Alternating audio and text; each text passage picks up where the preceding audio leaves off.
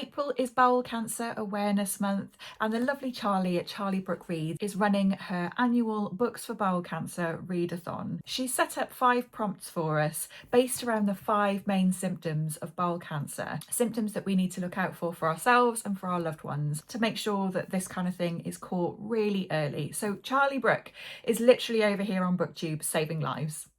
So today I'm sharing with you my TBR, the books that I'm hoping to read for all 5 of these prompts. So let's go through them. The first symptom is bleeding from your bottom or finding blood in your poo, and the prompt for that symptom is to read a book with red on the cover. So I've gone for Some Strange Music Draws Me In by Griffin Hansbury. I picked this up at Gaze the Word last year and it's sat on my shelf and it kind of like winks at me now and again like, woohoo, over here, but I haven't got to it yet, so now is the time. It's the summer of 1984 in blue-collar Swaffham, Massachusetts. Mel is 13, drinking a slush puppy at the drugstore when she hears a voice, deep and movie star dramatic, like Lauren Bacall. It's Sylvia. Sylvia's shameless swagger and tough girl trans femininity sparks fury among her new neighbours and throws Mel into conflict with her mother and her best friend. But it is also a catalyst for Mel. She comes to realise that not only is there a world beyond Swaffham, but there are other ways of being. Narrating this blistering coming-of-age tale from 2019 is Max, formerly Mel, who is on leave from his job for defying speech codes around trans identity. Back in Swaffham, he must navigate life as part of a fractured family and face his own role in the disasters of the past. Some Strange Music Draws Me In as a compassionate, gripping and emotionally charged narrative, peopled by an unforgettable cast of characters bound in electrifying relationships. Oh, oh, that sounds delicious. Griffin Hansbury's elegant and fearless prose dares to explore taboos around gender and class as he offers a deeply moving portrait of friendship, family and a girlhood lived sideways. A timely and captivating narrative of self-realisation amid the everyday violence of small-town intolerance.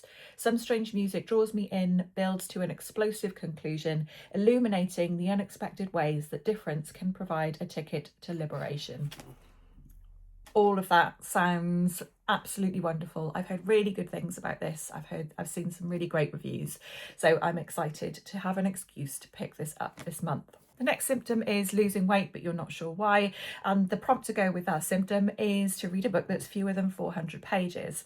I've picked up To Tell a Story by John Berger and Susan Sontag. This was really kindly gifted to me by Canongate. I really love John Berger's writing, and I think Susan Sontag is also like a kind of intellectual heavyweight. And this is a collection of their like correspondence and letters to each other, I think. From sources such as their eponymous film broadcast, rare personal letters and archival recordings, the composite fragments build a portrait of a relationship that was often lively and challenging, always affectionate and sometimes trivial. Berger and Sontag's voices echo throughout these pages, riffing off of the other as they grapple with their respective concerns. Above all, their conversations reveal a deep reciprocal admiration and an exchange of ideas about storytelling, the self and society that informed their own work. That sounds really lovely. I'm really excited to get to this. So some of it is literally like printed copies of their letters. It's really mixed media. There's an article there. That looks like the front of an envelope. There's all sorts of bits and pieces in here, so I think that'll be a really nice read. And it is coming in at a mere 146 pages. So that's perfect. The next symptom is a change in how often you poo or regularly having diarrhea or constipation. And the prompt that goes with that symptom is to read a book that's different from your norm. So a different genre or a different format. So I had another idea for the book that I was going to read for this. But then I actually went to a book event to see Yann Martell speak about Son of Nobody. And I think this book would be perfect. So this is his new novel after Life of Pi. Harlow Dunn has devoted his life to the classical world. When a chance comes up to study an obscure collection of papyrus fragments at Oxford University, he seizes it. Though it means leaving his daughter and fracturing marriage back home in Canada, this is the kind of career break he desperately needs. So in the depths of the Bodleian Library, he discovers a lost account of the Trojan War, a glimpse into the founding of Western civilization itself, and he names the poem The Soad. So Yann Martell has like written this Soad, this epic poem, a bit like the Odyssey or the Iliad. about the Trojan War, and he's also written Harlow's footnotes. So the whole book is split in two like this, like every page is split exactly down the middle, because he wanted to give equal kind of like attention and oh, that's my ticket. Yeah, he wanted there to be like an equal focus on both the actual poem and the footnotes. So yeah, the top is the epic poem, the bottom are the footnotes, and that's where we get Harlow's story. So I think this is going to be really interesting. I'm really interested to see how somebody like nowadays like writes an epic poem as if it was like the Odyssey or the Iliad, like talking about the Trojan War. I'm interested to see like what he takes from like the original texts and what he kind of like riffs off his own, what changes that he makes to that story. And I'm also really interested to see how he uses sections of footnotes to tell another story. I think this is going to be really interesting. It might be quite challenging.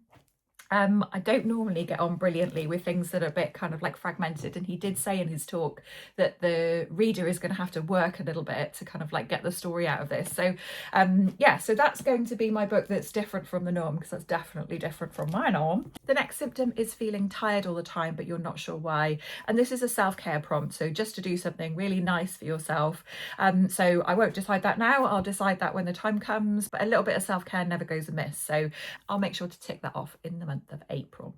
The last symptom is a pain or a lump in your tummy, and the prompt that goes with that symptom is to read a book that you've either soft DNF'd or that you've been putting off.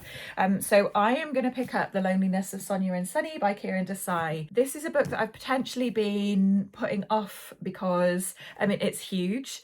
It's also a love story, which I don't always get on with, and it was longlisted for, it might have been shortlisted, I don't remember, it was certainly longlisted for the Booker Prize last year, and so there's all sorts of things that are quite intimidating to me about this book. So I was kindly bought this by my partner for Christmas, and so I'm going to pick this up in April for Books for Bowel Cancer. So these are the 5 books that I will be reading this month for Books for Bowel Cancer. I'll make sure that I link Charlie's TBR and her announcement video in the description below. I'd love to know what you'll be picking up, and if you'll be taking part at all, and what you would do for your self-care prompt. Give me some ideas.